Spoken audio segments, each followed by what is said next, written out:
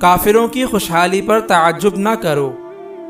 حضرت ابو ہریرہ رضی اللہ تعالی عنہ کہتے ہیں کہ رسول کریم صلی اللہ علیہ وسلم نے فرمایا، کسی فاجر یعنی کافر یا فاسق کو دنیاوی نعمتوں یعنی جاہ و منصب اور دولت سے مالا مال دیکھ کر اس پر تعجب نہ کرو، کیونکہ تم نہیں جانتے کہ مرنے کے بعد قبر میں یا حشر میں اس کو کیا کیا پیش آنے والا ہے۔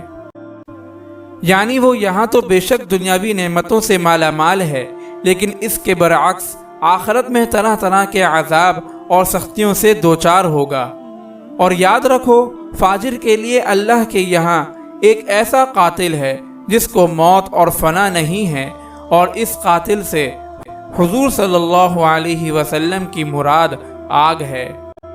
اگر آپ اس صدقہ جاریہ میں شامل ہونا چاہتے ہیں تو چینل کو سبسکرائب کریں اور لائک اور شیئر کرنا نہ بھولیں۔ جزاک اللہ خیرا۔